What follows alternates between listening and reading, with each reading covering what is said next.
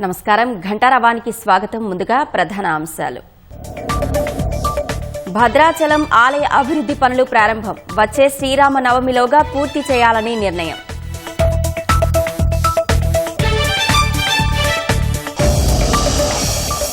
Vision మహాసాగర్లో Seychelles కీలక భాగస్వామి. విలువైన పొరుగు దేశమని పర్యటనకు ముందు ప్రధాని మోదీ పోస్ట్. పాలస్తీనా సంక్షోభంపై కేంద్ర వైఖరిని తప్పుపట్టిన కాంగ్రెస్. మధ్యప్రాచ్యంలో మిత్ర దేశాలకు భారత్ దూరమైందని విమర్శలు. లంచం కేసులో భారత బిలియనీర్ అదానీకి షాక్. అభియోగాల కొట్టివేతకు యుఎస్ ఫెడరల్ కోర్టు నిరాకరణ.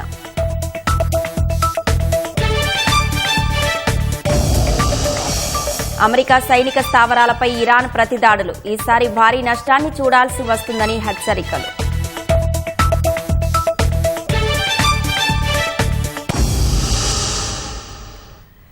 నైరుతి రుతుపవనాల ప్రభావంతో రాష్ట్రంలో 7 రోజుల పాటు భారీ వర్షాలు కురిసే అవకాశం ఉందని హైదరాబాద్ వాతావరణ కేంద్రం ప్రకటించింది. ఉత్తర, తూర్పు తెలంగాణ జిల్లాలో భారీ వర్షాలు కురిసే అవకాశం ఉందని తెలిపింది. ఇవాళ ఉమ్మడి ఖమ్మం, వరంగల్ జిల్లాలకు భారీ వర్ష సూచన చేసింది. ఈ జిల్లాలకు ఎల్లో హెచ్చరికలను జారీ చేసింది. రాష్ట్ర వ్యాప్తంగా ఉదయం నుంచి ఆకాశం మేఘావృతమై ఉంది. హైదరాబాద్లో అక్కడక్కడ భారీ వర్షం కురిసే అవకాశం ఉన్నట్లు వెల్లడించింది. మధ్యాహ్నం నుంచి హైదరాబాద్లో తేలికపాటి నుంచి మోస్తరు వర్షం కురిసే అవకాశం ఉందని తెలిపింది. సాయంత్రం 6 గంటల తర్వాత నగరంలో వర్ష తీవ్రత పెరిగి రాత్రి సమయంలో భారీ వర్షం పడుతుందని పేర్కొంది. భద్రాద్రి కొత్తగూడెం జిల్లా అశ్వారావుపేట నియోజకవర్గంలో 3 ఏళ్ల క్రితం ప్రారంభించిన తారు రోడ్డు పనులు మధ్యలోనే ఆగిపోవడంతో గిరిజనులు తీవ్ర ఇబ్బందులు పడుతున్నారు. 30 కోట్ల రూపాయల వ్యయంతో రోడ్డు నిర్మాణ పనులు ప్రారంభించారు. మట్టి రోడ్డు తవ్వేసి తారు రోడ్లు వేసేందుకు ముందుగా కంకర పరిచారు. కంకర పరిచి ఏళ్లు గడుస్తున్నప్పటికీ తారు పోయలేదు. కంకర దారి ప్రమాదకరంగా మారింది. ఈ రోడ్లపై రాకపోకలు సాగించేందుకు తీవ్ర అవస్థలు పడుతున్నామని గిరిజనులు వాపోతున్నారు. అధికారులు స్పందించి రోడ్డు నిర్మాణ పనులు పూర్తి చేయాలని కోరుతున్నారు. ఇప్పుడు 3 సంవత్సరాల నుంచి రోడ్డు పోతామని రాళ్ళు ఇవన్నీ పోసారు, ఇసుకన్ని. 3 సంవత్సరాల నుంచి రోడ్డు లేదు, ఏమీ లేదు. చిన్నపిల్లలు కూడా నడవడానికి ఇబ్బంది అయిపోతుంది. స్కూల్కి వెళ్ళాలన్నా, పెద్దోళ్ళు బండి మీద వెళ్ళాలన్నా కూడా ఇబ్బంది అయిపోతుంది. రేపొద్దున బండ్లు, ట్రాక్టర్లు తిరగాలన్నా, ఏదైనా పనికి వెళ్ళాలన్నా, పిల్లలకి ఏదైనా జరిగినా, ఏదైనా లోనికి రావాలన్నా బళ్ళని, అంబులెన్స్ అని, పిల్లలకి ఏదైనా కడుపుతో ఉన్న ఆడవాళ్ళకి చాలా ఇబ్బంది అయిపోతుంది. ప్రాణాలు పోతున్నా కూడా కనీసం ఎవరు పట్టించుకోవట్లేదు. ఏదైనా ఎవరైనా ఫోన్ చేసినా లోనకి రావాలన్నా ఇబ్బంది అయిపోతుంది. అంత లోనకి మేము రాలేమమ్మా అంటున్నారు. మరి మాకు రోడ్డు కల్పించాలని మేము కోరుకుంటున్నాం. మరి మాది 3 సంవత్సరాలు అవుతుందండి ఈ రోడ్డు పోసి. అలా వదిలేశారు. నడుపుతా కూడా ఇబ్బందిగా ఉంది. బండ్లు కానీ వస్తుంటే పక్క నుండి నడిచి వెళ్ళాలన్నా భయంగా ఉందండి. రాళ్ళు ఎగిసి తగులుతున్నాయి. చాలా ఇబ్బందిగా ఉంది ఇది. సికింద్రాబాద్ అల్వాల్ పిఎస్ పరిధి హస్మత్పేటలో ఆక్రమణలను హైడ్రా నేలమట్టం చేసింది. ఛత్రిగడ్డలో ఉన్న అక్రమ నిర్మాణాలను అధికారులు తొలగించారు. పురావస్తు శాఖకు చెందిన భూమిని కబ్జా చేసి నిర్మాణాలు చేపడుతున్నట్లు ఫిర్యాదులు వెల్లువెత్తడంతో హైడ్రా రంగంలోకి దిగింది. 10 ఎకరాలకు పైగా ప్రభుత్వ భూమిని అక్రమార్కులు కబ్జా చేసి నోటరీ ప్లాట్ల పేరుతో విక్రయిస్తున్నారని తెలిపారు. ఎలాంటి అవాంఛనీయ ఘటనలు జరగకుండా పోలీసులు బందోబస్తు నడుమ నిర్మాణాలు కూల్చివేశారు.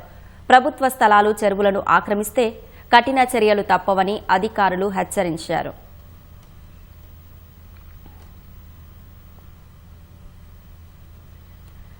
రాష్ట్ర వ్యాప్తంగా రేపటి నుంచి నిర్వహించే పల్స్ పోలియో కార్యక్రమ ఏర్పాట్లపై ఆరోగ్య శాఖ మంత్రి దామోదర రాజనరసింహ ఉన్నతాధికారులతో సమీక్ష నిర్వహించారు. 5 ఏళ్లలోపు ప్రతి చిన్నారికి తప్పనిసరిగా పోలియో చుక్కలు అందేలా ఏర్పాట్లు పూర్తి చేయాలని అధికారులను ఆదేశించారు. ఒక్క చిన్నారి మిగిలిపోకుండా పోలియో డ్రాప్స్ అందించాలని స్పష్టం చేశారు. 22,979 పోలియో బూతులు, 903 మొబైల్ బృందాలు, 903 ట్రాన్సిట్ పాయింట్లు ఏర్పాటు చేశారు. సుమారు 40.97 లక్షల మంది 5 ఏళ్ల చిన్నారులకు పోలియో చుక్కలు వేయనున్నారు. ఇందుకోసం 52.04 లక్షల బీఓపీవీ టీకా డోసులు జిల్లాలకు సరఫరా చేశారు. మహిళా శిశు సంక్షేమం, మున్సిపల్, పంచాయతీరాజ్, విద్యాశాఖ, ఆర్టీసీ సమన్వయంతో కార్యక్రమాన్ని విజయవంతం చేయాలని మంత్రి దామోదర సూచించారు. ఓట్ల చోరీతోనే బీజేపీ అభ్యర్థులు విజయాలు సాధిస్తున్నారని ఎంపీ అనిల్ కుమార్ యాదవ్ ఆరోపించారు. ముషీరాబాద్ నియోజకవర్గం కవాడిగూడలోని తాళ్ల బస్తీలో ఎస్ఐఆర్ ప్రక్రియను పరిశీలించారు. రాజ్యాంగం కల్పించిన ఓటు హక్కును ప్రతి ఒక్కరూ వినియోగించుకునే దిశగా సర్ ప్రక్రియను సద్వినియోగం చేసుకోవాలని స్థానికులకు విన్నవించారు. ఓటు చోరీతోనే కేంద్రంలోని బీజేపీ పలు రాష్ట్రాల్లో అధికారాన్ని చేజెక్కించుకుందన్నారు. సికింద్రాబాద్ పార్లమెంట్ నియోజకవర్గంలోనూ ఓట్ల చోరీతోనే కిషన్ రెడ్డి గెలిచారని అనిల్ కుమార్ యాదవ్ ఆరోపించారు. హైదరాబాద్ నియోజకవర్గంలో కవాడిగూడ డివిజన్లో కూడా ఆఫీసర్లతో పాటు బిఎల్ఓతో పాటు మేమందరం కూడా ఇంటింటికి డోర్ టు డోర్ వెళ్ళి ఈ యొక్క ఎన్రోల్మెంట్ భాగంగా మా బిఎల్ఏలు అదేవిధంగా బిఎల్ఓ అందరూ కలిసికట్టుగా ఈ యొక్క ఓటర్ ఎన్రోల్మెంట్ కార్యక్రమంలో అందరూ కూడా ఇన్వాల్వ్మెంట్ అయ్యి పనిచేయడం జరుగుతుంది. మరి మీ ఓటుని కాపాడుకోవాలంటే జరుగుతున్న ఎస్ఐఆర్లో మీ యొక్క వేర్ అబౌట్స్ ఇప్పుడు ప్రస్తుతం ఉన్న వేర్ అబౌట్స్ వాళ్ళు ఇచ్చే ఫామ్లో ఫిల్ చేయాలని కూడా మీకు ఈ సందర్భంగా అందరినీ కూడా కోరడం జరుగుతుంది. ఈ ఎస్ఐఆర్ ప్రక్రియని బీజేపీ ప్రభుత్వం ఏ విధంగా మిస్యూజ్ చేసిందో మన అందరికీ తెలిసిన విషయమే. మొన్న గెలిచిన బీజేపీ పార్టీ అధికారంలోకి వచ్చిందంటే ఇలాంటి మ్యానిపులేషన్ చేసి ఈరోజు బీజేపీ పార్టీ అధికారంలోకి రావడం జరిగింది.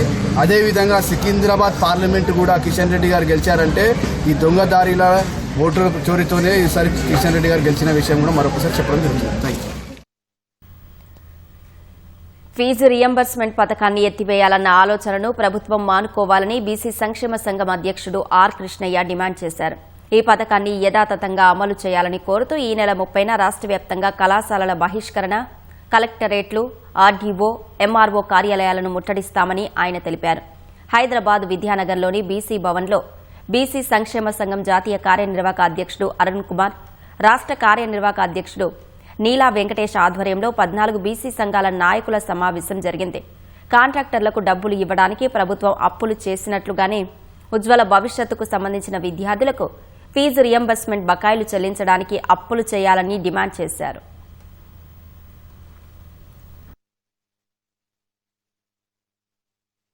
ఫీజుల రియంబర్స్మెంట్ పథకాన్ని ఎత్తివేయాలనే ఆలోచన మానుకొని ఈ స్కీమును యథాతథంగా కొనసాగించాలని, అదేవిధంగా గతంలో నుంచి పేరుకుపోయిన 8,000 కోట్ల బకాయిలు వెంటనే చెల్లించాలని డిమాండ్ చేస్తూ ఈ నెల 30న రాష్ట్ర వ్యాప్తంగా కాలేజీలు బంద్ జరిపి తరగతులు బహిష్కరించి ర్యాలీగా కలెక్టర్ ఆఫీసులు, ఎంఆర్ఓ ఆఫీసులు, ఆర్డీఓ ఆఫీసులు ముట్టడించి అక్కడ అధికారులకు విజ్ఞాపన పత్రం సమర్పించాలని డిమాండ్ చేస్తున్నారు. కామారెడ్డి జిల్లా జుక్కల్ మండలం బస్వాపూర్ శివార్లోని గుట్ట ప్రాంతంలో చిరుత సంచారం కలకలం రేపుతోంది. గుట్ట ప్రాంతంలో గొర్రెల మందతో వెళ్లిన కాపరులు భయాందోళనకు గురవుతున్నారు. తెల్లవారుజామున చిరుత గొర్రెల మంద వద్దకు వచ్చి ఓ గొర్రెను ఎత్తికెళ్లినట్లు కాపర్లు తెలిపారు. సమాచారం అందుకున్న అటవీశాఖ బీట్ అధికారి రాములు క్షేత్రస్థాయిలో పరిశీలించారు. పాదముద్రలు, కొలతలు తీసుకుని చిరుత జాడ కోసం అన్వేషిస్తున్నారు.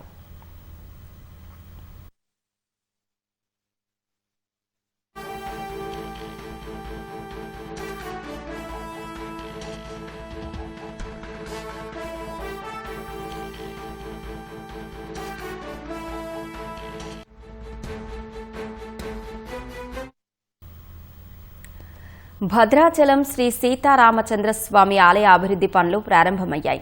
ఆలయ అర్చకులు పూజల అనంతరం పనులు మొదలుపెట్టారు. భద్రాద్రి ఆలయాన్ని 351 కోట్లతో అభివృద్ది చేయాలని రాష్ట్ర ప్రభుత్వం నిర్ణయించింది. ఈ ఏడాది మార్చిలో సీతారాముల కళ్యాణం రోజు ముఖ్యమంత్రి రేవంత్ రెడ్డి పనులకు శంకుస్థాపన చేస్తారు. టెండర్లు దక్కించుకున్న గుత్తేదారు పనులు ప్రారంభించారు. తొలుత గోడలు తొలగించే ప్రక్రియను చేపట్టారు. ప్రధాన ఆలయం ఆంజనేయ స్వామి ఆలయం తప్ప ఆలయ చుట్టూ ప్రాకారాలను తొలగించి కొత్త నిర్మాణాలు చేపట్టనున్నారు. ముందుగా ఆలయం పడమర భాగంలో ఉన్న చిత్రకూట మండపాన్ని తొలగించనున్నారు. అనంతరం చుట్టూ ప్రాకారాలు తొలగించి ఆలయాన్ని విశాలంగా, అందంగా తీర్చిదిద్దనున్నారు.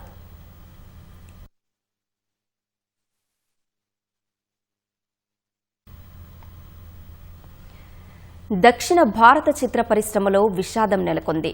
నటుడు, దర్శకుడు కె భాగ్యరాజ్ కన్నుమూశారు. చెన్నైలోని నివాసంలో గుండెపోటుతో 73 ఏళ్ల భాగ్యరాజ్ తుదిశ్వాస విడిచారు. 75 సినిమాల్లో నటించిన ఆయన 25 సినిమాలకు దర్శకత్వం వహించారు. కింగ్ ఆఫ్ స్క్రీన్ ప్లేగా గుర్తింపు తెచ్చుకున్న భాగ్యరాజ్ పలు తెలుగు చిత్రాల్లోనూ నటించి అలరించారు. ఆయన పూర్తి పేరు కృష్ణస్వామి భాగ్యరాజ్. 1953లో ఈరోడ్ జిల్లాలో జన్మించిన ఆయన దిగ్గజ దర్శకులు జి రామకృష్ణన్, భారతీ రాజాలకు అసిస్టెంట్గా కెరీర్ను ప్రారంభించారు. భారతీ రాజా చిత్రాలకు స్క్రిప్ట్ రైటర్గా పనిచేశారు. 1979లో సువరిల్లద చిత్తిరంగల్ అనే తమిళ చిత్రంతో దర్శకుడిగా అరంగేట్రం చేశారు.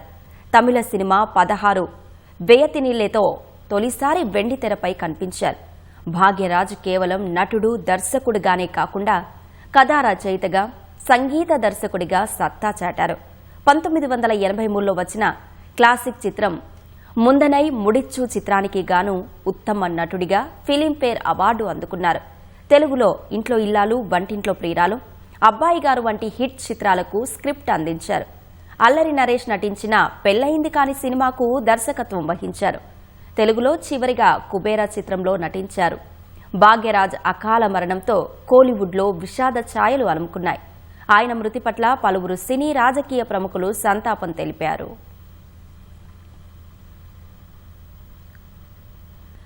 పాలస్తీనాలో కొనసాగుతోన్న సంక్షోభంపై కేంద్ర ప్రభుత్వం వైఖరిని విమర్శిస్తూ కాంగ్రెస్ అగ్రనేత సోనియా గాంధీ రాసిన వ్యాసాన్ని ఆ పార్టీ జాతీయ అధ్యక్షుడు మల్లికార్జున ఖర్గే సమర్థించారు.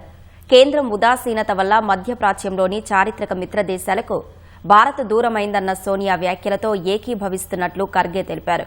ఈ మేరకు ఆమె రాసిన వ్యాసాన్ని ఉటంకిస్తూ ఖర్గే ఎక్స్లో పోస్టు చేశారు. సోనియా రాసిన వ్యాసం ప్రస్తుతం విదేశాంగ విధానం పాలస్తీనా, ఇరాన్తో సహా మధ్యప్రాచ్యంలో కీలక మిత్రులను ఎలా దూరం చేసిందో స్పష్టంగా చెబుతోందన్నారు.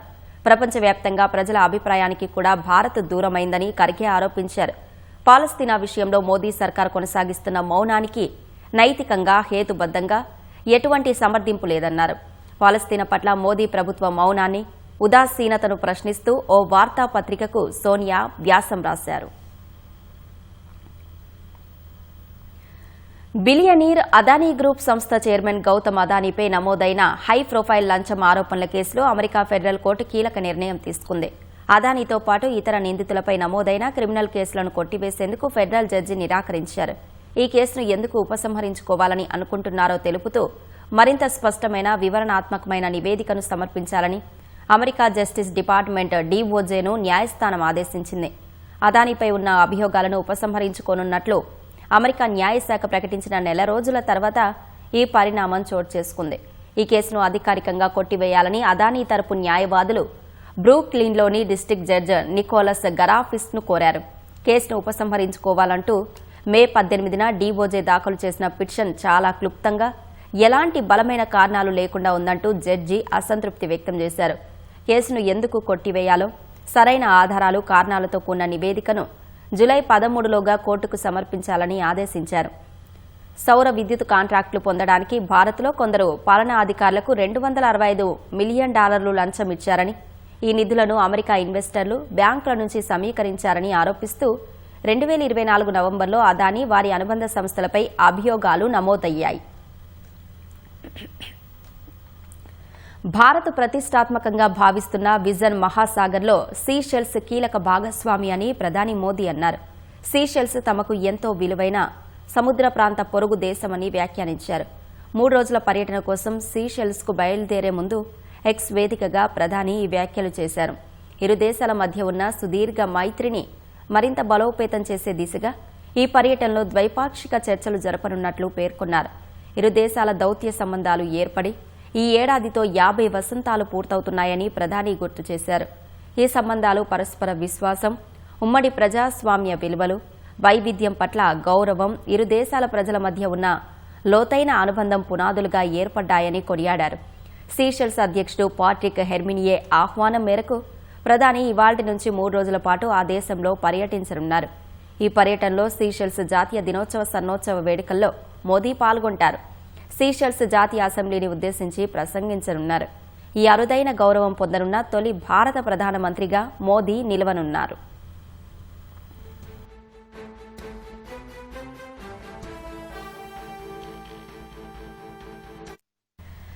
అమెరికా దాడులకు ప్రతీకారంగా ఇరాన్ కూడా ప్రతిదాడులు చేసినట్లు తెలుస్తోంది. మధ్యప్రాచ్యంలో అమెరికా స్థావరాలు లక్ష్యంగా Iran revolutionary guard corps IRGC దాడులు చేసినట్లు అంతర్జాతీయ కథనాలు పేర్కొన్నాయి.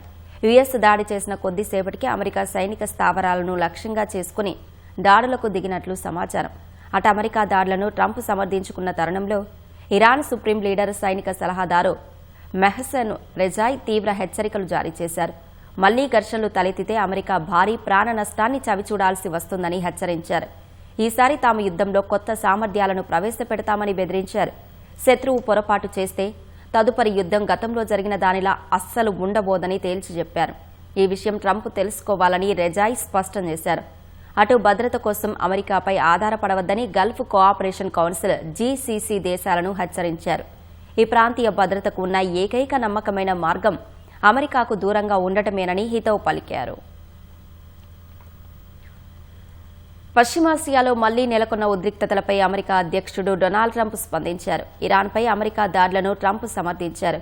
అమెరికా సైనిక చర్యల వల్లే సుదీర్ఘ ఘర్షణలు తప్పాయని వ్యాఖ్యానించారు. ఇరాన్కు ఇంకా ప్రతిదాడి చేసే సత్తా ఉందని హెచ్చరించారు. ఒకవేళ వాషింగ్టన్ స్పందించి ఉండకపోతే ఈ ఘర్షణలు ఇంకా కొనసాగి ఉండేవని చెప్పారు. ప్రస్తుతం ఇరాన్ గెలిచే స్థితిలో లేకపోయినప్పటికీ దాడులు చేసే సామర్థ్యం వారికి ఇంకా ఉందన్నారు. ఈ సందర్భంగా హర్ముజ్ జలసంధిలో ఇటీవల జరిగిన దాడిని ట్రంప్ ప్రస్తావించారు. ఈ జల మార్గంలోకి ప్రవేశిస్తున్న ఒక భారీ నౌకపైకి ఇరాన్ 4 డ్రోన్లను ప్రయోగించిందని ఆరోపించారు. తమ బలగాలు అందులో 3 ధ్వంసం చేసినట్లు చెప్పారు. ఒకటి మాత్రం నౌకను ఢీకొట్టి కొంతమేర నష్టం కలిగించింది. వారలా చేయాల్సి ఉండకూడదని ట్రంప్ వెల్లడించారు. ఖమ్మం జిల్లా వ్యాప్తంగా అర్ధరాత్రి నుంచి పలు మండలాల్లో మోస్తరు నుంచి భారీ వర్షాలు కురుస్తున్నాయి. కుసుమంచి, చింతకాని, కొనిజర్ల, వైర, మధిర, బోనకల్లు, కల్లూరు తదితర మండలాల్లో వర్షం కురుస్తోంది. ఖరీఫ్ సీజన్లో తొలిసారి ఏకదాటి వర్షం కురుస్తుండటంతో ఆకాశం వైపు ఆశగా ఎదురుచూసిన రైతులు హర్షం వ్యక్తం చేస్తున్నారు. ఎండ వేడిమితో అల్లాడుతున్న నగరవాసులు వాతావరణం చల్లబడడంతో సేద తీరుతున్నారు.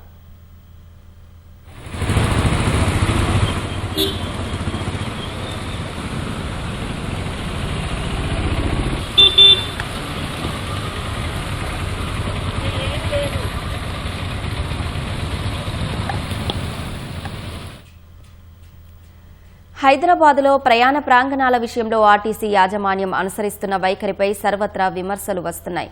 ముషీరాబాద్ నియోజకవర్గంలోని అనేక బస్టాప్లో షెల్టర్లు లేక ప్రయాణికులు ఇబ్బంది పడుతున్నారు. రామ్నగర్ గుండు బస్టాండ్ షెల్టర్ను కూల్చడానికి ఓ భవన యజమాని చేస్తున్న ప్రయత్నానికి ఆర్టీసీ అడ్డుకోవడంపై ప్రయాణికులు ఆగ్రహం వ్యక్తం చేస్తున్నారు. బస్ షెల్టర్ కింది భాగంలో గుంతలు తవ్వినట్లు స్పష్టంగా కనిపిస్తున్నా చర్యలు తీసుకోవడంలో విఫలమయ్యారని తెలిపారు. భారీ వర్షం వస్తే బస్సు షెల్టర్ కుప్పకూలే అవకాశం ఉందని ఆందోళన వ్యక్తం చేశారు.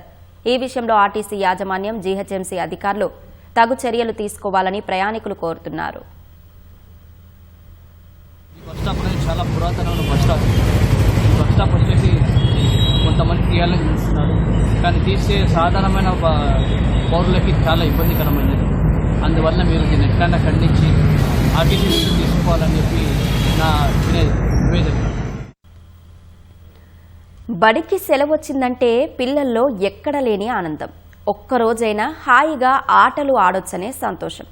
కానీ అమీన్పూర్, కిష్టారెడ్డిపేటలోని ప్రభుత్వ పాఠశాల విద్యార్థులకు మాత్రం ఆ సంతోషం కరవవుతోంది.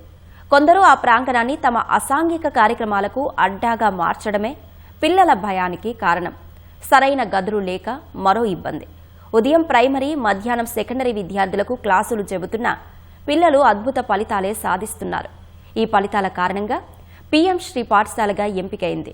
కిష్టారెడ్డిపేట బల్లో సమస్యలపై మా ప్రతినిధి రమ్య ప్రెజెంటేషన్.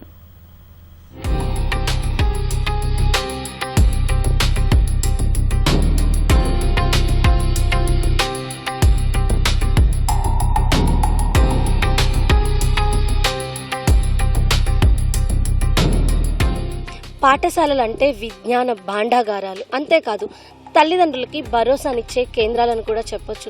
ఉదయం ఎప్పుడో కార్యాలయానికి వెళ్తుంటారు కొంతమంది, పని చేసుకోవడానికి లేదా ఇళ్లలో పనులు, ఇలా అనేక రకాలైనటువంటి పనుల కోసం ఇతర ప్రాంతాలకు వెళ్లే తల్లిదండ్రులు కూడా తమ పిల్లలు పాఠశాలలో ఉన్నారన్న భరోసాతో, ఉపాధ్యాయుల పర్యవేక్షణలో ఉంటారు అన్న ధైర్యంతోనే బయటకు వెళ్తుంటారు. అయితే అందుకు భిన్నంగా కనిపిస్తుంది కిష్టారెడ్డిపేట పాఠశాల. ఇక్కడ ఉపాధ్యాయులు ఎంతో కష్టపడి విద్యార్థులకు బోధన చేస్తున్నప్పటికీ అందుకు భిన్నంగా తల్లిదండ్రులు ఎప్పుడో పనికి వెళ్ళిపోతారు. పిల్లలు మధ్యాహ్నం వరకు, ఏది హైయర్ స్కూల్ పిల్లలు అయితే మధ్యాహ్నం వరకు ఇంట్లోనే ఉండి 1 గంట నుంచి పాఠశాలకు రావాల్సిన పరిస్థితి. 5వ తరగతిలోపు ఉండేటువంటి పిల్లలు ఎవరైతే ఉంటారో వాళ్ళు ఉదయం 8:30కే పాఠశాలకు వచ్చి మధ్యాహ్నం 1 గంట కల్లా ఇంటికి బయటికి వెళ్ళాలి. మరి ఆ తర్వాత వాళ్ళ పర్యవేక్షణ ఎవరు చూస్తారు? నిజంగా ఇది దేవుడికే తెలియాలి. ఎందుకంటే ఈ కిష్టారెడ్డిపేట ఏదైతే స్కూల్ ఉందో ఇది ప్రైమరీ పాఠశాల, అదేవిధంగా ఉన్నత విద్య రెండింటికి సంబంధించినటువంటి పాఠశాల ఉంది. హైయర్ ఎడ్యుకేషన్, అదేవిధంగా ప్రైమరీ స్కూల్ ఎడ్యుకేషన్. తరగతి గదులు ఏవైతే ఉండాలో అవి కూల్చివేసి దాదాపుగా 4 సంవత్సరాలు అవుతుంది. అప్పటి నుంచి ఇప్పటి వరకు పనులు ఎక్కడివక్కడే అన్నట్టుగా నిలిచిపోయే విద్యార్థులు ఏదైతే ఇప్పుడు మనం చూస్తున్నాం విజువల్లో కేవలం పైన రూఫ్ మాత్రమే ఉంది, చుట్టూ కనీసం గోడలు కూడా లేనటువంటి ఏవైతే కనిపిస్తున్న నిర్మాణం. ఇలాంటి పరిస్థితుల్లోనే కూర్చొని విద్యార్థులు తరగతులు వింటున్నటువంటి దుస్థితి ఇక్కడ మనకు కనిపిస్తుంది. అలా కేవలం అంటే 4 గోడలు కూడా లేనటువంటి పరిస్థితుల్లో ఉపాధ్యాయులు పాఠాలు చెప్తున్నటువంటి పరిస్థితి. అయినప్పటికీ కూడా గతేడాది 10వ తరగతి ఫలితాలు మనం చూసినట్లయితే ఇక్కడ 37 మంది వరకు పరీక్ష రాయగా 100% పాస్ అవడమే కాదు 19 మంది విద్యార్థులు 500లకు పైగా మార్కులు తెచ్చుకున్నారు. అంటే ఇక్కడ బోధన ఎంత అద్భుతంగా ఉందో మనకి ఈ ఒక్క ఉదాహరణ చాలు. అంటే ఈ దాదాపు 7 ఉపాధ్యాయులు ఇక్కడ ఉన్నారు. పిఎం శ్రీ స్కూల్ కింద ఎంపికైంది.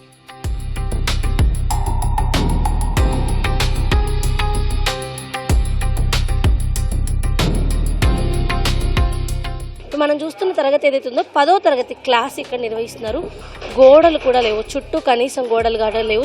అక్కడ పక్కన చూస్తే మొత్తం చెత్త చెదారం పేరుకుపోయినటువంటి పరిస్థితి మనకు కనిపిస్తుంది. ఇలాంటి దుర్భరమైనటువంటి పరిస్థితుల్లో వీళ్ళు పాఠాలు చదువుకోవాల్సినటువంటి ఇబ్బంది ఇక్కడ ఏర్పడిందని మనం చెప్పొచ్చు. గది మాత్రమే కాదు, చివరికి టాయిలెట్స్ లేని పరిస్థితి కూడా ఉంది. ఆడపిల్లలంతా కూడా ప్రాథమిక పాఠశాలకు సంబంధించినటువంటి టాయిలెట్స్ని వినియోగిస్తుంటే మగపిల్లలు బయటికి వెళ్లాల్సినటువంటి దుస్థితి. కొన్ని సందర్భాల్లో ఏకంగా కండోమ్స్ కూడా ఇక్కడ చూసినటువంటి పరిస్థితి ఉందని చెప్పేసి ఏకంగా ఉపాధ్యాయులు మాటల మధ్యలో చెప్తున్నారు. వైన్స్ బాటిల్స్ అవుపిస్తాయి, స్మెల్ వస్తుంది, గలీజ్గా అనిపిస్తుంది.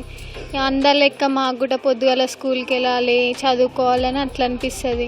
కానీ మాకు మధ్యాహ్నం స్కూల్ లేకపోవడం వల్ల చాలా ఇబ్బంది అవుతుంది. స్మెల్ రావడం, ఎవరెవరో వస్తారు, సండే టు సాటర్డే ఎవరెవరో వస్తారు, తాగుతారు, గేమ్స్ ఆడతారు, వెళ్ళిపోతారు.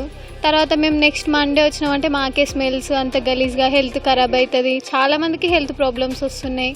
వేస్ట్ మెటీరియల్ ఏదైతే చెత్త చెదారం ఏదైతే ఉందో అది ఇదే కాంపౌండ్లో పడేస్తున్నారు. మందు కూడా తాగుతున్నారు, అది బాటిల్స్ పడేస్తున్నారు, గ్లాసులు పడేస్తున్నారు, సిగరెట్ పీకలు పడేస్తున్నారు. పిఎంసీ కింద మాకు ఏవైతే కంప్యూటర్స్, ప్రింటర్స్, మిగతా ఏవైతే మెటీరియల్ ఏదైతే ఇచ్చారో అదే రూము మేము ఆఫీస్గా వాడుతున్నాము, స్టాఫ్ రూమ్గా కూడా అదే వాడుతున్నాము. అందులోనే అవి ఏదన్నట్టు అంత మెటీరియల్ కూడా అక్కడనే స్టోర్ చేయాల్సి వచ్చింది అన్నట్టు.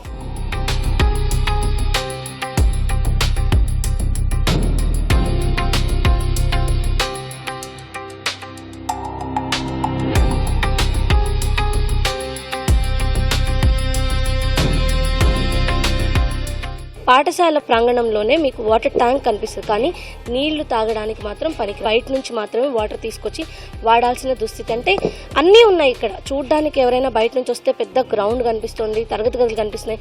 కానీ అసలు విషయం ఏంటంటే కేవలం ప్రైమరీ క్లాసెస్ కోసం ఉన్న తరగతి గదులే అందరికీ వాడాల్సి, డ్రాప్అవుట్ సంఖ్య పెరుగుతుంది. మరోవైపు అటు తల్లిదండ్రుల పర్యవేక్షణ లేకపోవడం వల్ల ఎంతో మంది విద్యార్థులు తప్పుదోవ పడుతున్నారని చెప్పి ఉపాధ్యాయులు కూడా అభిప్రాయపడుతున్నారు. మమ్మీ డాడీ లేరు, ఏడున్నారు, పనికి ఎప్పుడు వస్తారు మరి? సాయంత్రం దాకా ఇన్నే ఉంటావా? ఒక్కదానివి భయమే కదా? ఏం చేస్తావు అప్పటిదాకా? మా అత్త వాళ్ళ ఇంటికాడ ఉంటా. నువ్వు చెప్పు, మీ అమ్మోళ్ళు మీ ఏడికి పోతారు, ఏం చేస్తారు, ఎప్పుడు వస్తారు మీ మమ్మీ వాళ్ళు? రాత్రి వస్తారు. ఏ టైంకి వస్తారు? సాయంత్రం. మళ్ళీ అప్పటిదాకా ఏడు ఉంటాను? మక్కలతో ఉంటా. మీ అక్క వాళ్ళంటే స్కూల్లో ఉంటారా? మీ అక్క వాళ్ళు ఈయన ఆడుకుంటాను. సాయంత్రం 5 దాకా అంటే స్కూల్ ఉంటే మంచిగుంటుండేనా, లేకపోతే ఇట్లా వెళ్ళిపోవడం మంచిగుందా నీకు? స్కూల్ ఉంటే మంచిగా ఉండే. దూరం అంటే వాళ్ళ పేరెంట్స్ ఎక్కడో పనికి వెళ్తారు, ఎక్కడికి వెళ్తారో కూడా తెలియదు. కానీ 12:30, 1 గంటకు స్కూల్ అయిపోతే సాయంత్రం 5 గంటల వరకు వాళ్ళ దగ్గరలో చుట్టుపక్కల ఉంటే ఇక్కడ పాఠశాలలోనే గడపాల్సిన పరిస్థితి. అదే ఒకవేళ వీళ్ళకి డే లాంగ్ స్కూల్ ఉంటే గనక ఆ పరిస్థితి ఉండదు కాదు. సాయంత్రం పిల్లలు ఇంటికి వెళ్ళే టైంకి తల్లిదండ్రులు కూడా వస్తారు కాబట్టి వాళ్ళకి భద్రతా భరోసా రెండు ఉన్నట్టు ఉంటుంది. కెమెరా పర్సన్ శ్రీధర్తో Ramya, ETV news, Kishtareddypet. Technical ఎడ్యుకేషన్కి ఇప్పుడు మార్కెట్లో విపరీతమైన డిమాండ్ ఉంది. ముఖ్యంగా టీజీఎస్ఆర్టీసీ నడిపిస్తున్న ఐటీఐ కాలేజీ విద్యార్థుల భవిష్యత్తుకు బలమైన పునాది వేస్తోంది. విశాలమైన ప్రాంగణం, అత్యాధునిక ల్యాబ్స్, అనుభవజ్ఞులైన ఫ్యాకల్టీ, వీటన్నింటితో పాటు ప్రాంగణ నియామకాలు ఈ కళాశాల ప్రత్యేకత. ప్రస్తుతమున్న కోర్సులతో పాటు మారుతున్న కాలానికి తగ్గట్టుగా అదనపు కోర్సులను తీసుకువచ్చేందుకు ప్రణాళికలు చేస్తున్నారు. మరిన్ని విషయాలు ఐటీఐ ప్రిన్సిపల్ అపర్ణ మాటల్లోనే విందాం. టీజీఎస్ ఆర్టీసీ ఆధ్వర్యంలో ఐటీఐని నిర్వహిస్తున్నారు. ఐటీఐలో అనేక కోర్సులు ఉన్నాయి. ఇప్పటివరకు ఈ ఐటీఐ ప్రాంగణంలో ఎన్ని కోర్సులను నిర్వహిస్తున్నారు, వాటి నోటిఫికేషన్ ఎలా ఉంటుంది, ఇప్పటివరకు ఎంతమంది విద్యార్థులు ఐటీఐని ముగించుకొని బయటికి వెళ్ళారు, ఎంతమందికి ఉద్యోగ అవకాశాలు లభించాయి, దానికి సంబంధించినటువంటి డీటెయిల్స్ అర్థం. మనతో పాటు ఐటీఐ ప్రిన్సిపల్ అపర్ణ మేడం ఉన్నారు. మేడం, ఆర్టీసీకి సంబంధించినటువంటి ఐటీఐలో ఇప్పటివరకు ఎన్ని కోర్సులు నిర్వహిస్తున్నారు, ఎన్ని బ్యాచ్లు నిర్వహించారు? తెలంగాణ రాష్ట్ర రోడ్డు రవాణా సంస్థ ఆధ్వర్యంలో ఐటీఐ కాలేజ్ 23-24 బ్యాచ్ స్టార్ట్ అయిందండి. సో ఆ బ్యాచ్ స్టార్ట్ అవ్వడంతో ఫస్ట్ వచ్చిన స్టూడెంట్స్ అందరూ అక్కడ నుంచి 3 years స్టూడెంట్స్ అందరూ 3 బ్యాచెస్ వెళ్ళిపోయాయి ఇప్పటి వరకు.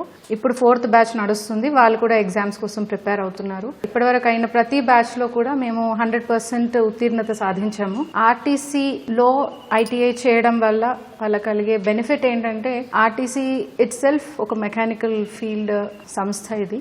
సో వాళ్ళకి ఒక మంచి ప్లాట్ఫామ్ దొరుకుతుంది. They can easily learn things and మంచి ఇన్స్ట్రక్టర్స్ ఉంటారు. డిపోలలో కూడా వాళ్ళకి ట్రైనింగ్ జరుగుతుంది. సో వాళ్ళు డిపోస్కి వెళ్ళినప్పుడు ఏంటంటే, అక్కడ రకరకాల మెకానిక్స్ ఉంటారు, లీడింగ్ హ్యాండ్స్ ఉంటారు, సూపర్వైజర్స్ ఉంటారు. వాళ్ళకి కావాల్సిన ఇన్పుట్స్ అన్ని కూడా చాలా నీట్గా వాళ్ళకి తెలుస్తాయి. అంటే ఒక జాబ్ ఆన్ హ్యాండ్ ట్రైనింగ్ ఎలా ఉంటుందో దానికన్నా బెటర్గా వాళ్ళు ఈ కోర్స్లోనే వాళ్ళు చక్కగా నేర్చుకునే స్కోప్ అనేది ఆర్టీసీ లో ఐటీఐ చేయడం వల్ల వాళ్ళకి లభిస్తుంది. ఇప్పుడు ప్రెసెంట్ మా దగ్గర ఏంటంటే motor mechanic and diesel mechanic courses ఉన్నాయండి.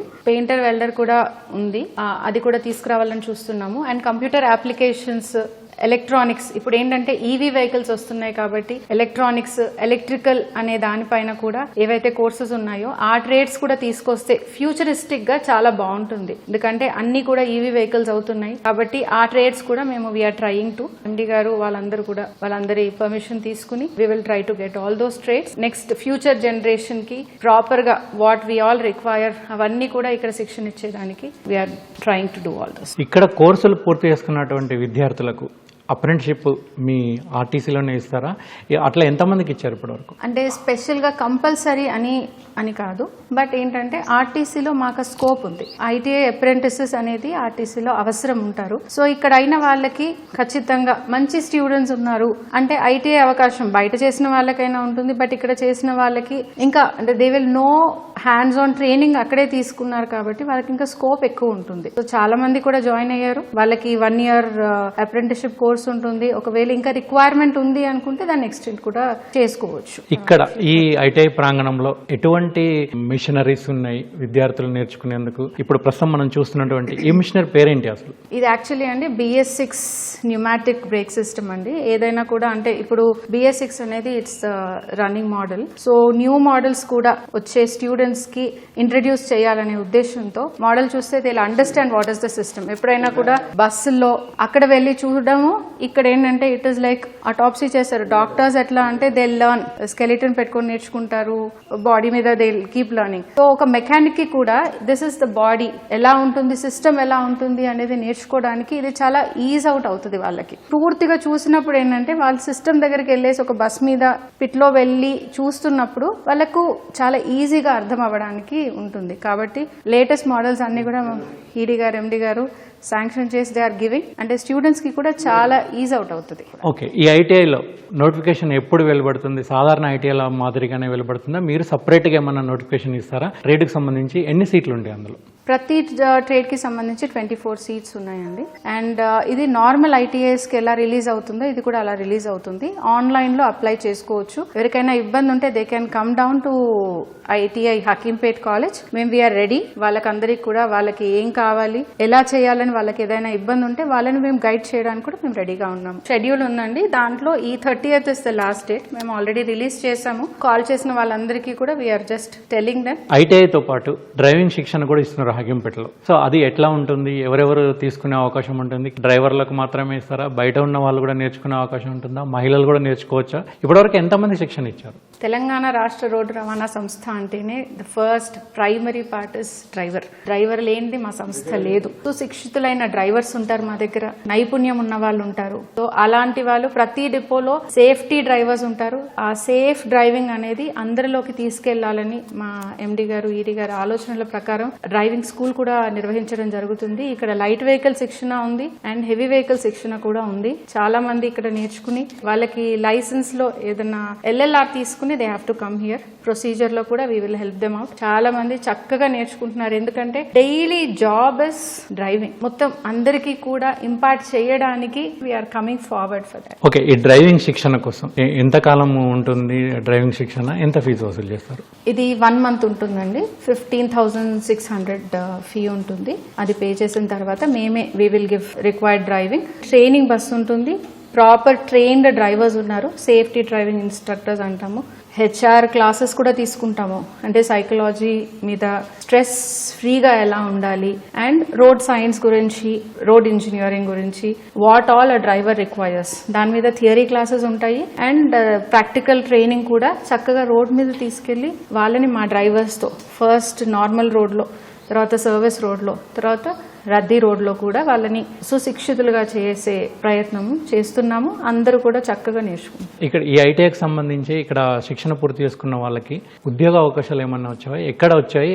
క్యాంపస్ రిక్రూట్మెంట్ అని కొన్ని కంపెనీస్ వస్తున్నాయండి. కొంతమంది అడుగుతున్నారు, ఐటీఐ అప్రెంటిసెస్ ఎవరెవరు కావాలని అడుగుతున్నారు. దాంట్లో చాలా మంది కూడా ఆ కంపెనీస్ లో వెళ్ళిన వాళ్ళు ఉన్నారు. మా డిపోస్ లో కూడా కొంతమంది ఇక్కడ ఐటీఐ కంప్లీట్ చేసుకుని అప్రెంటిస్ గా జాయిన్ అయిన వాళ్ళు ఉన్నారు. చక్కగా చదువుకున్న వాళ్ళకి, చక్కగా నేర్చుకున్న వాళ్ళకి ఖచ్చితంగా ఎక్కడైనా కూడా వాళ్ళకి అవకాశాలు ఉంటాయి. మా దగ్గర నేర్చుకున్న అందువల్ల ఏంటంటే ఖచ్చితంగా బయట నేర్చుకునే దానికన్నా కాస్త ఎక్కువే నేర్చుకుంటారు. కాబట్టి ఇంత ప్రాపర్ గా ట్రైన్ అయిన వాళ్ళందరికీ కూడా మంచి అవకాశాలు వచ్చాయి. చాలా మంది రావాలి, మా దగ్గర నేర్చుకోవాలి. మేము కూడా ప్రాపర్ ఇంకా కొన్ని ట్రేడ్స్ ఇంకా కొన్ని ఇంక్రీజ్ చేసి ఇంకా చక్కటి ట్రైనింగ్ అందరికీ అందించాలని అనుకుంటున్నాం. Okay madam, thank you. ఇది మొత్తానికైతే TJSRTC ఆధ్వర్యంలో నిర్వహిస్తున్నటువంటి ఆ ఐటీఐలో అనేక అత్యాధునిక కోర్సులు ఉన్నాయంటున్నారు. ఇంకా రాబోయే కాలంలో AI లాంటి కోర్సులను కూడా అందుబాటులోకి తీసుకురావాలని ఆలోచన చేస్తున్నట్లు ప్రిన్సిపల్ అపర్ణ అంటున్నారు. అంతేకాదు ప్రాంగణ రిక్రూట్మెంట్ కూడా ప్రణాళిక సిద్ధం చేస్తున్నామని అంటున్నారు. కెమెరామెన్ దాస్తో Srinivas, ETV news, Hyderabad. Concrete jungles పెరిగిపోతున్నాయి. కాస్త ఖాళీ జాగా కనిపించినా బిల్డింగ్ల మీద బిల్డింగ్లు కట్టేస్తున్నారు. ఫలితంగా ఆటలు ఆడేందుకు గ్రౌండ్స్ కనిపించడం లేదు. హైదరాబాద్లో కూడా ఇదే పరిస్థితి నెలకొనగా జీహెచ్ఎంసీ వినూత్న ఆలోచన చేసింది. ఫ్లైఓవర్ల కింద తక్కువ స్థలాన్ని సైతం వినియోగంలోకి తీసుకొచ్చేలా స్పోర్ట్ ఏరినాస్ ఏర్పాటు చేసింది. అందులో బాస్కెట్బాల్, టెన్నిస్, క్రికెట్ వంటి పలు ఆటలు ఆడే ఏర్పాట్లు చేసింది. ఈ అవకాశాన్ని యువత కూడా వాడుకుంటున్నారు.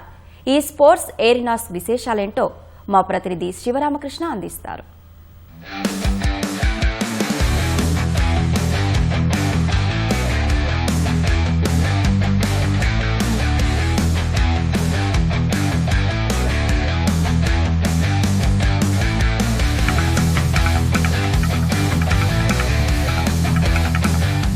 ఫ్లైఓవర్ కింది ప్రాంతాలు. గతంలో ఇది చీకటితో కూడిన ప్రాంతం, చెత్తాచెదారం నిండిన ప్రాంతం, పార్కింగ్ ప్రదేశం. కానీ ఇప్పుడు పరిస్థితి మారింది. గత కొన్నాళ్లుగా ఫ్లైఓవర్ కింది ప్రాంతాలు ఏవైతే ఉన్నాయో ఇవన్నీ స్పోర్ట్స్ అరీనాగా మారిపోయాయి. కుటుంబంతో సాయంత్రం సరదాగా గడిపే విడిది కేంద్రాలుగా కూడా మారిపోయాయని చెప్పొచ్చు.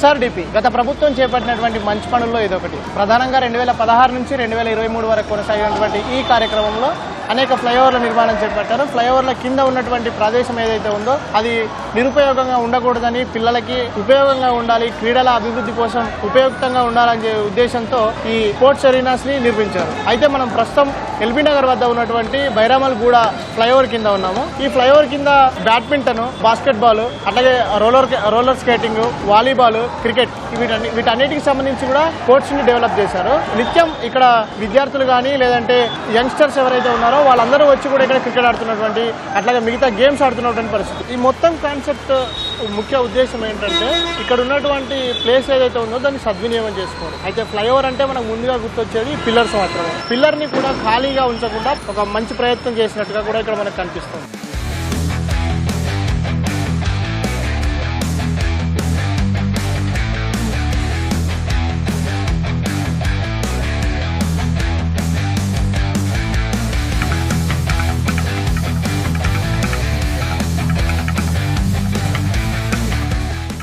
ఈ కోర్ట్ అనేది మాకు చాలా యూజ్ అవుతుంది, మాకనే కాదు చాలా వరకు బాయ్స్ కానీ. ఎందుకంటే ప్రజెంట్ డెవలప్ అయిన తర్వాత ఇంతకుముందు ఇదంతా గ్రౌండ్ ఉండేది, ఇదంతా ఏంటంటే మొత్తం బిల్డింగ్స్ అయిపోవడం వల్ల చాలా వరకు ఆడుకోవడానికి ఎక్కడ ఛాన్స్ లేకుండా అయిపోయింది. అండ్ మనకు ఒక బాక్స్ క్రికెట్కి చూసుకుంటే 500-600 ఛార్జ్ చేస్తారు, నైట్స్ 1000 చేస్తారు కదా. మనకి గవర్నమెంట్ వల్ల ఇది చాలా హెల్ప్ అయింది, ఫ్లైఓవర్స్ కింద చేయడం ఇలాంటివి అనేది. వాలీబాల్ కోర్ట్ కానీ ఇదంతా కానీ ఏంటంటే ప్రాబ్లం మొత్తం క్రికెటే ఆడుతారు, వాలీబాల్ కోర్ట్ కానీ కబడ్డీ కోర్ట్ కానీ ఇదంతా కవరప్ చేసి అలా ఆడుతారు. బట్ దానికి మెయింటెనెన్స్ కూడా ప్రాపర్గా లేదు, స్టార్టింగ్ నుండి అలానే ఉంది తప్ప మళ్ళీ మెయింటైన్ చేయడం లేదు. మేబీ ఇన్ కేస్ బాయ్స్ చేయాలేమో ఇక తప్పదు ఇక, ఎందుకంటే గవర్నమెంట్ నుండి అయితే ఎలాంటి ఛాన్సెస్ లేదు. చేనేది వేసారు కానీ తర్వాత చూసేది అయితే ఏం లేదు. అంటే ఎప్పుడన్నా వీకెండ్స్ లో అలా సరదాగా వచ్చేసి ఇట్లా జస్ట్ టైం పాస్ కోసం చిల్ అవడానికి వస్తూ ఉంటాము. ఇప్పుడు నార్మల్ గా అయితేనేమో గ్రౌండ్స్ అన్ని క్లోజ్ అయిపోయాయి, సో అపార్ట్మెంట్స్ రియల్ ఎస్టేట్ ఇదంతా బాగా ఎక్కువైపోయింది. చిన్న ప్లేస్ లో ఈ డెవలప్మెంట్ అంటే మంచిగా అనిపించింది, ఇది ఒక కాన్సెప్ట్ బాగుంది. And at the same time మళ్ళీ ఇది ఫ్రీ అన్నారు, అది ఇంకా మంచిగా అనిపించింది. ఫస్ట్ థింగ్ అంటే పిల్లలకు కానీ బాయ్స్ కి కానీ కొంచెం యాక్టివిటీస్ ఉంటే ఇంకా బాగుంటుంది. I feel it's good, but కొంచెం ఇంకా మెయింటెనెన్స్ బాగుంటే ఇంకా బాగుంటుంది. అన్నీ ఓకే ఉన్నాయి అన్న, కానీ కొంచెం రిమ్స్తో ప్రాబ్లం ఉంది, అవి కన్స్ట్రక్షన్ రివర్స్ చేసారు. డైరెక్ట్ రన్ చేస్తూనే అన్న, ఒక సెకండ్ కూడా ఆగేది ఉండదు ఇక్కడ. అంటే బాల్ అటు నుంచి ఇటు వస్తూనే ఉంటుంది కాబట్టి కొంచెం డిఫెండింగ్ అనుకుంటూ, షూటింగ్ అనుకుంటూ, జంపింగ్ ఉంటుంది, మంచిగా మైల్స్ స్ట్రెంథింగ్ అవుతాయి.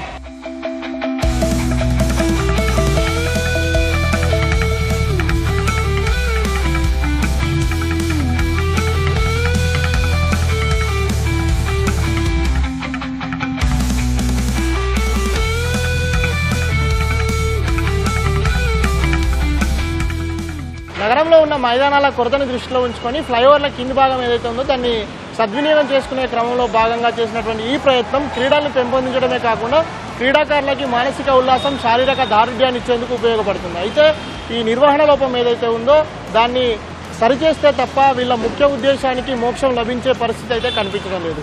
కెమెరామెన్ బాలాజీతో శివరాం కృష్ణప్రసాద్, ఈటీవీ న్యూస్, హైదరాబాద్. తిరుమల శ్రీవారి దర్శనానికి భక్తుల రద్దీ అమాంతం పెరిగింది. వారాంతపు సెలవుల నేపథ్యంలో దర్శనానికి అధిక సంఖ్యలో భక్తులు తరలివచ్చారు. వైకుంఠం క్యూ కాంప్లెక్స్లో నారాయణగిరి ఉద్యానవన షెడ్లు పూర్తిగా భక్తులతో నిండిపోయాయి. టోకెన్లు లేని సర్వదర్శన భక్తులకు స్వామివారి దర్శనానికి 24 గంటల సమయం పడుతోంది. భక్తుల రద్దీ దృష్ట్యా టీటీడీ అధికారులు ముందస్తు ఏర్పాట్లు చేశారు. బాటగంగమ్మ ఆలయ శాశ్వత క్యూలైన్ నుంచి భక్తులకు నిరంతరాయంగా అన్నప్రసాదాల పంపిణీ, నీరు, మజ్జిగ అందజేస్తున్నారు. భక్తులు ఒకే చోట గుమికూడకుండా పాచికాలువ గంగమ్మ ఆలయం ఆక్టోపస్ భవనం మీదుగా భక్తులను క్యూ లైన్లోకి అనుమతించారు. వైకుంఠం క్యూ కాంప్లెక్స్ కంపార్ట్మెంట్లు, షెడ్లు, క్యూ లైన్లు పూర్తిగా భక్తులతో నిండిపోవడంతో సాయంత్రం 4 గంటలకు క్యూ లైన్లోకి చేరుకోవాలని టీటీడీ అధికారులు భక్తులకు సూచించారు. మరోవైపు తిరుపతిలో సర్వదర్శనం టోకెన్లు తీసుకునేందుకు భక్తులు పోటెత్తారు.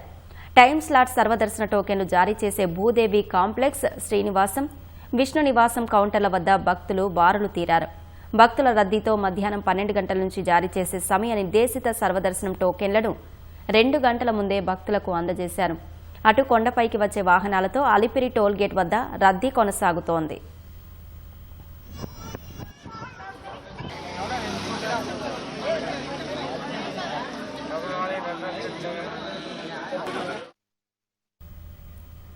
రాబోయే 3 నెలల్లో కొత్తగా 21,000 కోట్ల కొత్త రుణాలు సేకరించాలని రాష్ట్ర ప్రభుత్వం నిర్ణయించింది.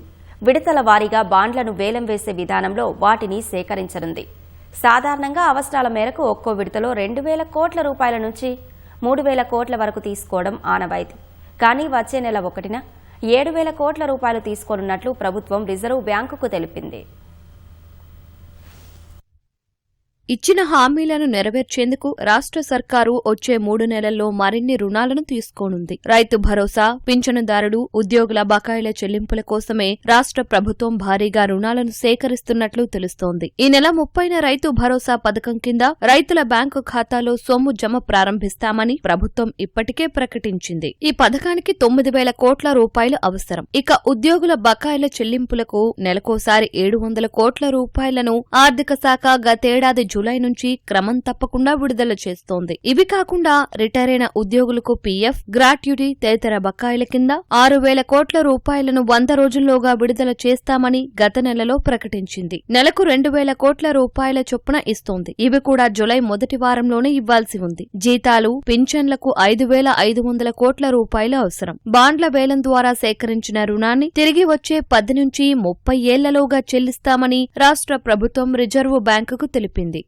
తెలంగాణ సహా మొత్తం 18 రాష్ట్రాలు ఢిల్లీతో కలిపి వచ్చే 3 నెలల్లో 3.18 లక్షల కోట్ల రూపాయలను సేకరించనున్నట్లు రిజర్వు బ్యాంకు తెలిపింది. ప్రస్తుత ఆర్థిక సంవత్సరం తొలి త్రైమాసికం ఆరంభం ఏప్రిల్లో తొలిసారి బెంచ్ మార్క్ ఇష్యూయన్స్ స్ట్రాటజీ విధానాన్ని 9 రాష్ట్రాలు అమలు చేయడం ప్రారంభించగా విజయవంతమైనట్లు వివరించింది. వచ్చే నెల ప్రారంభమయ్యే రెండో త్రైమాసికంలో ఇదే విధానాన్ని అమలుకు ఆమోదించిన రాష్ట్రాల సంఖ్య 18కి పెరిగిందని తెలిపింది. పారదర్శకత కోసం 3 నెలల ముందే ఎంత రుణం సేకరణకు ఎంత వడ్డీతో ప్రభుత్వ బాండ్లను విక్రయించాలి అనేది రాష్ట్ర ప్రభుత్వాలు తెలిపి పారదర్శకంగా వ్యవహరించడమే బీఐఎస్ అని అధికార వర్గాలు తెలిపాయి.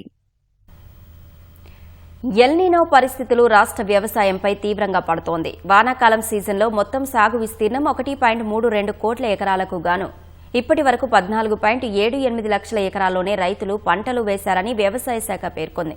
గతేడాది ఇదే సమయానికి 28.38 లక్షల ఎకరాల్లో పంటలు పడ్డాయి. వర్షాభావం కారణంగా ఈసారి దాదాపు 13.60 లక్షల ఎకరాలు తక్కువగా పంటలు వేశారని సర్కారుకు నివేదిక ఇచ్చింది. నైరుతి రుతుపవనాలు చురుగ్గా లేకపోవడం, ఎల్నినో ప్రభావంతో రాష్ట్రంలో వర్షాభావ పరిస్థితులు నెలకొన్నాయి. ఈ నేపథ్యంలో రాష్ట్రంలో సాగు విస్తీర్ణం కూడా గణనీయంగా తగ్గింది. ఈ సీజన్లో వరి సాగు లక్ష్యం 62.47 లక్షల ఎకరాలకు గాను ఇప్పటి వరకు 30,243 ఎకరాలు మాత్రమే వరి నాట్లు పడ్డాయని వ్యవసాయ శాఖ పేర్కొంది. పత్తి 48.93 లక్షల ఎకరాలకు గాను ఇప్పటి వరకు 12.60 లక్షల ఎకరాలు, మొక్కజొన్న 5.21 లక్షల ఎకరాలకు 30,932 సాగు చేస్తున్నారు. కందులు 6.69 లక్షల ఎకరాలకు 55,500, సోయాబీన్ 4.20 లక్షల ఎకరాలకు 24,666 ఎకరాల్లో సాగు చేశారు. జొన్న 50,730 ఎకరాలకు 3,992 ఎకరాలకు సాగు చేశారు. మొత్తం 17 జిల్లాల్లో వర్షాభావం నెలకొందని, మరో 13 జిల్లాల్లో సాధారణ వర్షపాతం ఉందని తెలిపింది. రంగారెడ్డి, నల్గొండ, నాగర్ కర్నూలు జిల్లాల్లో సగటు కంటే ఎక్కువ వర్షపాతం నమోదైందని పేర్కొంది. వానాకాలం సీజన్ స్థితిగతులపై వ్యవసాయ శాఖ ప్రభుత్వానికి నివేదిక సమర్పించింది.